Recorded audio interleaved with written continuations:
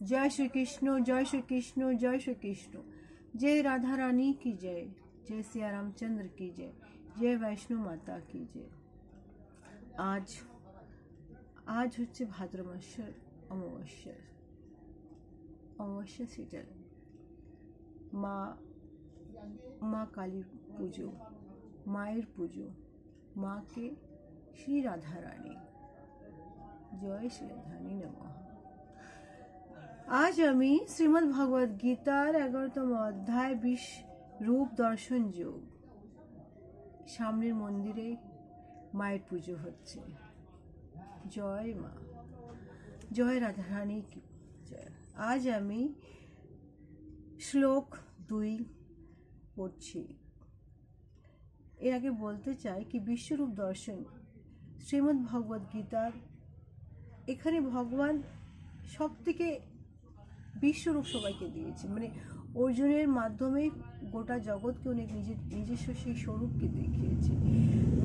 গত 10টা অধ্যায় সে অর্জুনকে এটা বুঝাতে পেরেছে, অর্জুনের দ্বারা সমস্ত মানব জাতিকে আমাদেরকে বুঝাতে পেরেছে কি চরাচরে আমি আছি আর কেউ নেই। শ্লোক 2 আরম্ভ করছি। ভবঃ আপেয়ো হি ভূতানাহম শ্রুতঃ বিস্তরস্যঃ ময়ঃ তত্ত্বঃ কমলা পত্রাখ্যঃ মহত্য আত্মা অপিহি অব্যয়ম। অনুবাদ, এখানে অর্জুন বলছেন, হে পদ্মপলাশ লোচন, সর্বভূতের উৎপত্তি এবং প্রলয় তোমার থেকেই হয় এবং তোমার কাছ থেকে আমি তোমার অব্যয় মাহাত্ম্য অবগত হলাম। মানে 10টা যে অধ্যায় যেটা ঠাকুর তাকে গীতার জ্ঞান দিল, সেই জ্ঞানে ঠাকুর অভিভূত হয়ে অর্জুন বলছেন, ঠাকুর আমি তো বুঝলাম কি তুমি সব কিছু। এখানে অর্জুন এটা বলতে চেয়েছে তাকে ভবিষ্যতে কেউ যেন ভণ্ডামি না করে কি আমি সব কিছু ভগবান, যেরকম থাকে না অনেকে বলে আমি ভগবান। না, ভগবান একটাই, শ্রীকৃষ্ণ, ও ছাড়া কেউ নয়। শ্লোক 3 एवं एतः यतः आहूतः तवम् आत्मानहं परमेश्वरः द्रष्टुम् इच्छामि ते रूपम ऐश्वर्यम पुरुषोत्तम।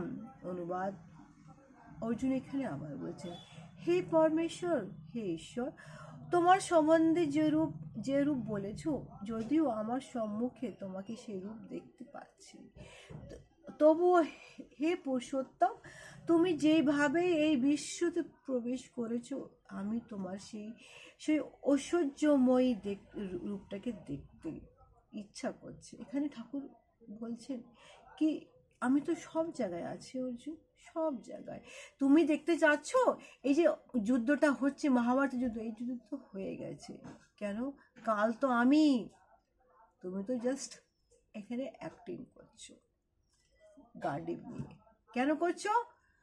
মানুষ ধর্মকে দেখানোর জন্য কি যখনই পাপ করা হয়, অন্যায় করা হয়, তার প্রতি প্রতিকার করা উচিত। নারীর ধর্ম, নারীর মর্যাদাকে যখনই অক্ষুণ্ণ করা হয়, যখন খণ্ডিত করা হয়, তখন তার বিরুদ্ধে দাঁড়ানো উচিত।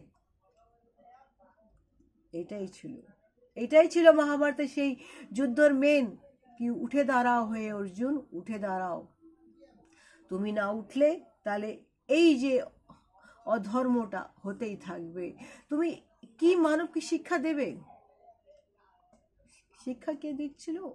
শ্রীকৃষ্ণ অর্জুনের মাধ্যমে। এখানে ঠাকুর বলতে চেয়েছে কি জড় জগতে সব জায়গায় যে আমি বিদ্যমান, আমি সেই পাখির মধ্যেও আমি, সেই চিচির পিঁপড়ের মধ্যেও আমি এই গাছের মধ্যেও আমি যে সব জায়গায়, আমি সব কিছুতে আমি থাকি। হে তুমি দেখতে চেয়েছো আমার সেই রূপটা, সেই রূপটা আমরা সেই রূপটাই তো দেখছি, ঠাকুরের সেই বিশাল সেই রূপটা, যে রূপের মহিমা সব থেকে বড় জিনিস।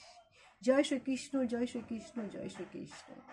এই রূপটা দেখতে দেখতে ঠাকুর যেন সবাইকে সেই সদ্বুদ্ধি দেয়, সৎ জ্ঞান দেয়, যেন আমরা সবাই যেন ঠাকুরের সেই ব্রহ্মাণ্ডে সেই রূপটা যেন দেখতে পারি। জয় শ্রীকৃষ্ণ, জয় শ্রীকৃষ্ণ, জয় শ্রী।